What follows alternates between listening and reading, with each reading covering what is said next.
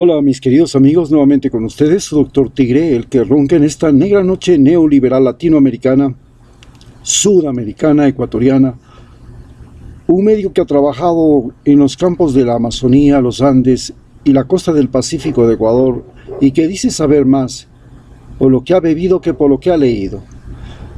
Hoy es un consejero de internautas que analizará con ustedes aquella disposición de las Naciones Unidas sobre liberar a los presos de las cárceles como medida necesaria para evitar, primero, mayor mortandad por causa del coronavirus y segundo, la propagación de esta enfermedad.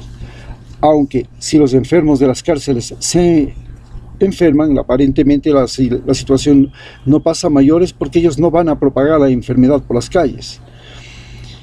En términos generales, hablaremos que en este momento en el mundo, especialmente en Estados Unidos, que es el país al que esta disposición de las Naciones Unidas le golpea más duramente, porque es el país que tiene la mayor cantidad de presos en el mundo, superan los 2,5 millones, tiene el doble que toda China y tiene apenas la cuarta parte de la población de China. China tiene 1.400.000 habitantes, Estados Unidos tiene casi 400.000 habitantes y Estados Unidos tiene 2,5 millones de presos y China apenas tiene 1 millón y algo más. Y considerando que en China se supone que te meten a la cárcel no solamente porque hayas cometido delitos, sino porque le miras mal a algún dirigente del Partido Comunista. Sin embargo, las cárceles en el mundo se han inundado, especialmente en América Latina y en Estados Unidos, desde los años 80, en que Estados Unidos declara la guerra a las drogas. Originalmente, la guerra a las drogas fue una guerra declarada para frenar al movimiento afroamericano que había logrado grandes conquistas durante el gobierno de JFK, John F. Kennedy, y de Lyndon B. Johnson. En ese momento, los norteamericanos, a través de lo que se llamaban la protesta pacífica, inspirados en Gandhi, comenzaron a reclamar sus derechos, primero a no ser discriminados en los servicios higiénicos. Habían servicios higiénicos para blancos y servicios higiénicos para negros. Luego en los autobuses habían puestos para los negros y puestos para los blancos. Los negros tenían que ir atrás, los blancos tenían que ir adelante. Habían colegios para blancos y colegios para negros. Entonces, los derechos humanos comenzaron a ser la razón fundamental, se llamaban los derechos civiles, de la campaña de John F. Kennedy, que les llevó a la presidencia y ofreció pues que iba a liberar a los negros de esta discriminación. Murió sin poder hacerlo y Lyndon B. Johnson sí lo hizo. Pero tras el gobierno de Lyndon B. Johnson vino el gobierno de Nixon. Y con la llegada de Nixon al poder, se produjeron enormes protestas en California porque era el país donde los negros recibían el peor trato. La policía se había convertido en el Ku Klux Klan uniformado de Estados Unidos. Desde ese momento y hasta el día de hoy, la policía norteamericana sigue teniendo el mismo problema. A pesar de que tienen negros en sus filas, aparentemente estos negros se vuelven a favor de los blancos y se vuelven antinegros y han perseguido y hostilizado especialmente a los negros de los norteamericanos. Hoy, que ya los negros norteamericanos son una minoría en relación a los latinos, son más los latinos que los negros, la discriminación se ha venido en contra de los latinos. La guerra contra las drogas sirvió para meter a la cárcel y llenarla de negros, porque la mayor parte de la población carcelaria de los Estados Unidos es negra. Hoy, esta población carcelaria negra está siendo complementada e inclusive aumentada con los latinos. Los latinos que están en las cárceles en Estados Unidos tienen dos orígenes, tres orígenes. Los unos, por supuesto, son los delincuentes de las bandas latinas que esencialmente trafican droga y que son dueños de muchos barrios y de muchas ciudades, especialmente de las calles de muchos barrios y de muchas ciudades. Y en segundo lugar están los indocumentados, los ilegales. Ellos son la segunda gran masa de presos que están allá.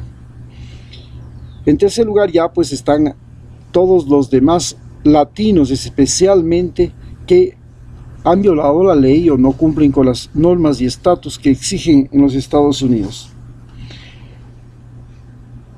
Finalmente, esto de ver cómo están estructuradas las cárceles y la prisión en las cárceles, los prisioneros de las cárceles que ahora las Naciones Unidas pide que les suelten por el coronavirus, nos lleva a reflexionar quiénes son los presos ahora en nuestras cárceles. En nuestras cárceles, por supuesto, los presos siguen siendo los delincuentes que llamamos delincuentes comunes, que son gente que ha cometido algo contra la ley. Por supuesto, cuando la ley decía que el alcohol era ilegal, entonces nuestras cárceles estaban llenas de los famosos traficantes de alcohol. Lo mismo que en Estados Unidos. Cuando se legalizó el alcohol, pues ya no tenían por qué estar en la cárcel los que tienen bares, los que tienen tiendas, los que tienen licorerías, porque eso no es ilegal. Algo similar, es lo que va a pasar en Estados Unidos. Recordemos que en Estados Unidos ya se legalizó la marihuana y ahora estados como California y otros más, la mayor parte de los Estados Unidos, consumir y producir marihuana y vender marihuana no es ilegal. Entonces, toda aquella guerra contra el narcotráfico que inició específicamente contra la marihuana, hoy no tiene razón de ser. Deberían entonces liberar a todos los presos que fueron acusados por el tráfico de marihuana, pero no lo van a hacer, por supuesto. La segunda razón por la que últimamente, y desde la época que tenemos gobiernos democráticos, entre comillas, siempre estuvieron llenas nuestras cárceles, fueron los presos políticos. Por supuesto, habíamos pensado que los presos políticos habían desaparecido desde que llegó Rafael Correa a la cárcel y no habían presos políticos, y él se vanagloriaba de que no tenía presos políticos, aunque muchos decían, sí, no soy preso político, pero he sido perseguido político. Pero llegamos al periodo de Lenin Moreno y ahora tenemos presos políticos, y lo que es más grave, los presos políticos no son cualquiera, es su propio vicepresidente elegido democráticamente por todos los ecuatorianos, al que él le buscó la quinta pata al gato y logró meterle a la cárcel. Le acusó de haber recibido sobornos, de haber recibido coimas, pero no encontró ni un solo centavo. Por tanto, la prueba fundamental, como se dice, el arma del delito, no existía. Y al no existir el arma del delito, entonces se inventaron una acusación: conspiración para delinquir. O sea que él se unió a otros para hacer la trama de los sobornos y salir favoreciendo a todo el mundo menos él. Este es el comienzo de toda una serie de distorsiones, porque finalmente los presos en las cárceles, tenemos que decir, están porque existe, primero, se supone que es un individuo que rompió la ley. Segundo, es un individuo que produjo víctimas, que podía ser un asesinato, niños huérfanos, personas perjudicadas, y porque produjo perjudicados. Por ejemplo, alguien le robó a otra persona, no produjo una víctima mortal, pero produjo una víctima no mortal, que fue robado. Y la razón de introducirle al individuo a la cárcel es, primero, por, entre comillas, alejar el peligro de las calles, y segundo, por evitar que se repita el delito por parte del mismo delincuente. Por eso hay inclusive programas de reeducación. Por supuesto, el individuo que va a la cárcel lo hace porque hay un juez, y ese juez es el que dicta sentencia. Mientras que en Estados Unidos los jueces son unos mediadores en los que lideran la discusión. ¡Puta madre! ¡Carajo, mierda! ¡Lárgate de aquí! ¡No jodas! ¡No rasques aquí! Me jodiste. Me jodiste todo.